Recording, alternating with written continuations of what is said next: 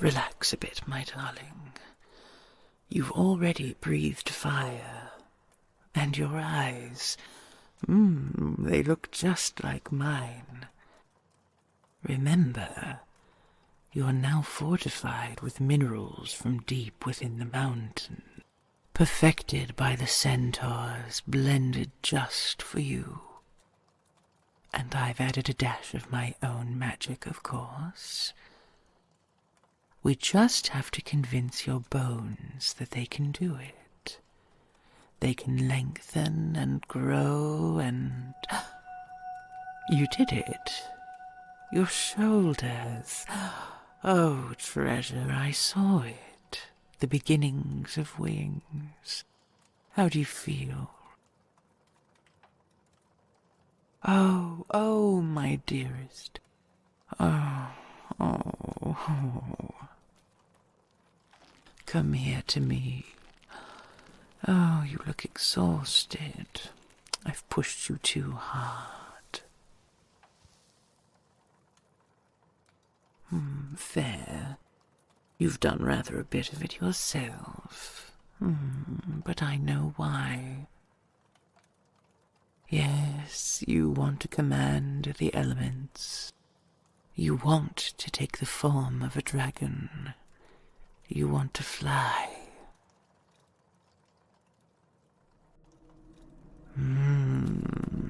Tell me, my love, what color would you like your scales to be? Oh, how exquisite you will be. Indeed, how exquisite you already are. But we haven't had one of our number in quite that shade in many years. Not since it became the fashion for humans to hunt us. Speaking of which... Yes, I know she frequents the princess's treehouse. As it seems, do you? Oh, my love, I will not stop you. I can deny you nothing. And so, to grant you a few associations just beyond the entryway to my home here, it doesn't trouble me as much as it might if I were anything less than what I am. Jealous? Oh, would you like me to be?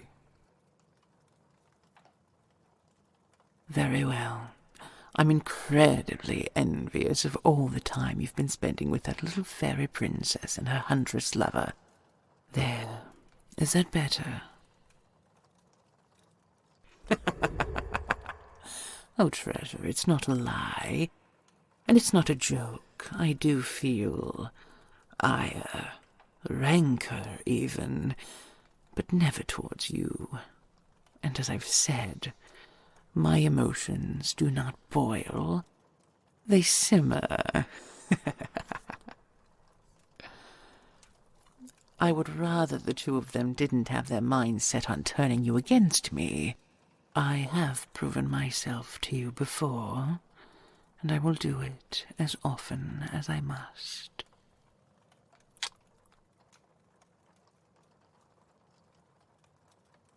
Was it not apparent? Because I love you, you silly thing. Oh, I see. That is understandable. Lady Hyacinth would not be so distrusting as the hunter. Poor Sora. She would like to believe that there is good magic and bad magic. Some humans do think that way. But it is an oversimplification. Seelies live among magic. It's in their very being, just as it is in mine. It comes from the earth, from the eternal flame. Quite right. They are also moon-blessed, the dear little things, although they are meddlesome. Oh, I don't want to trouble you with terrible tales. Treasure, you'll never sleep. Fine. You're incredibly stubborn, you know. I do love that about you. Well, the Seelie, long ago, overreached. They live long lives, as do dragons. But only the guardian of the flame ever takes on true immortality.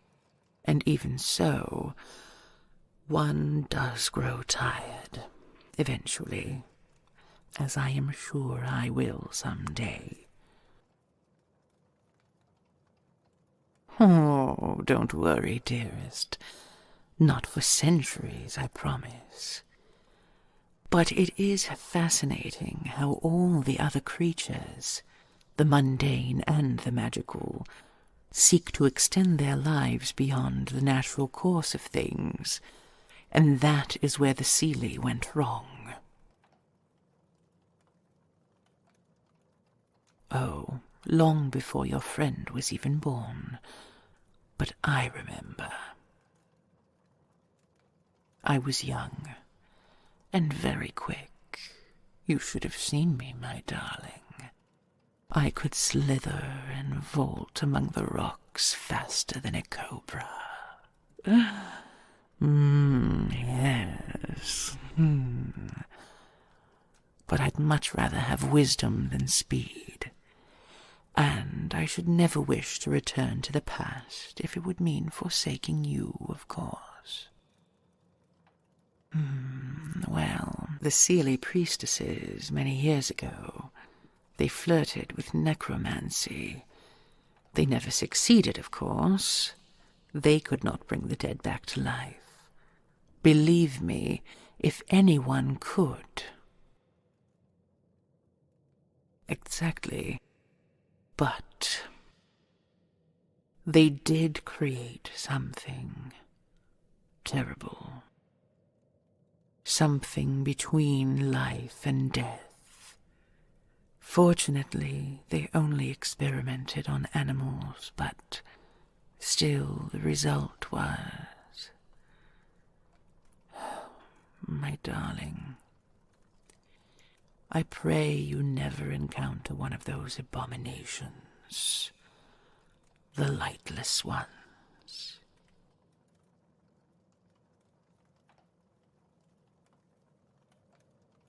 Well, that is one reason for the estrangement between the Fae and us. Oh, well, the other reason is really on their part. An old prejudice. But you might have it too if you lived in a tree. Seelies don't go in much for fire, you see. And where there are dragons...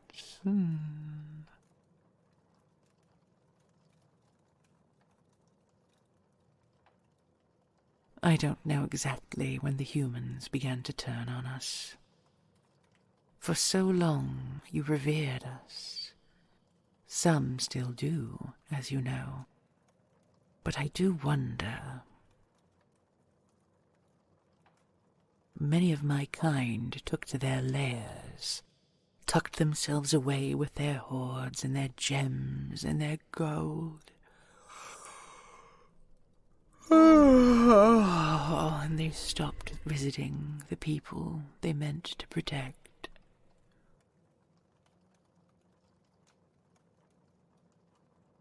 Oh yes, ever since my ancestors discovered we could master the forces of magic, they agreed that we should be protectors of the earth itself and all the creatures in it.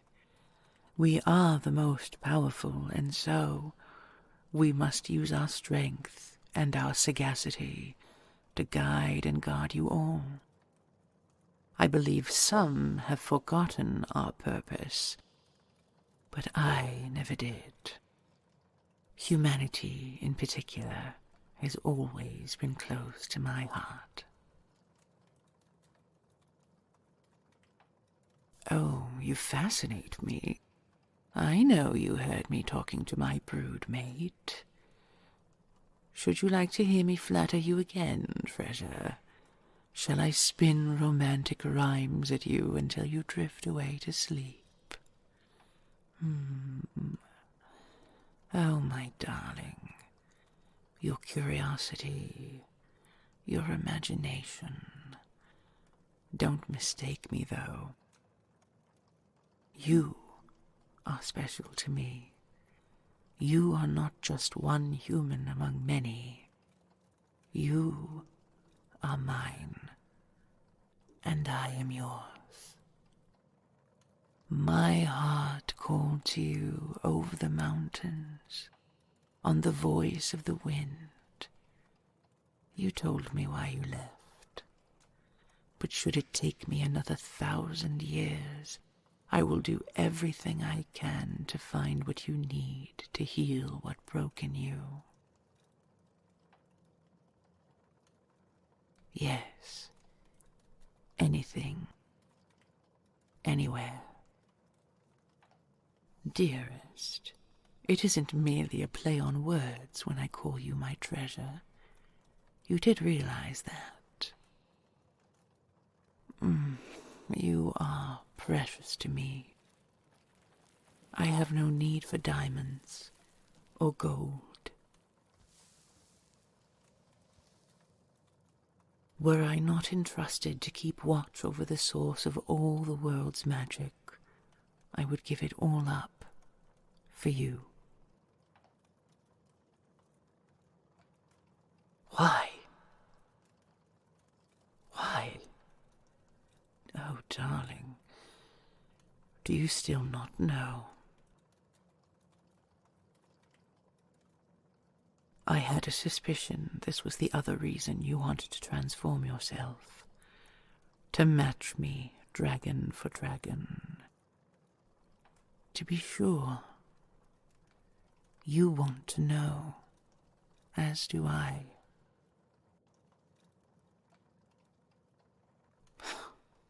If you really love me, or if I've simply bewitched you. Can either of us be certain, my darling, or will you always doubt me? Will you always doubt yourself? I can no sooner stop myself from willing you close to me than I could stop kindling a spark within me. But regrettably, it blinds me to what your true intentions might be. Fear, I suspect. I fear that you might leave, that I might lose you. And that is why I call you treasure.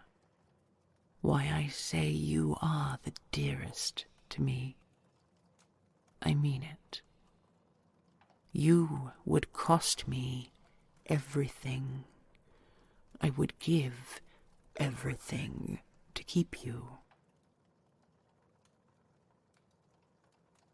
I don't know. Do you want to leave me? Oh, treasure. Oh, what? Well, I give you my word. I am not exerting any magical influence on you at the moment. You are free to answer as you will. I ask again, do you want to leave?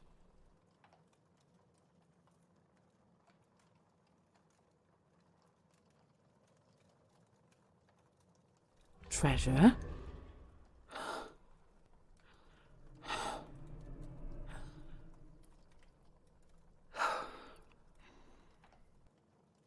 Yes, I was afraid. I have not felt such fear since I saw you laying unconscious on the floor of that throne room. Please, I beg you, never do it to me again. Promise me, treasure. You will promise, won't you? Good. And you'll spend a little less time in the treehouse. I'm sure anything Lady Hyacinth might offer you, I could match it and then some. I'm glad you agree. That's enough resting for me. What would you like to do now? Shall we go for a glide and see if the snows are all gone? Oh, treasure, only if you want to. I do wonder if you may be working yourself too hard. Come, let us go and have some fun. A bit of inspiration and fresh air may do you some good.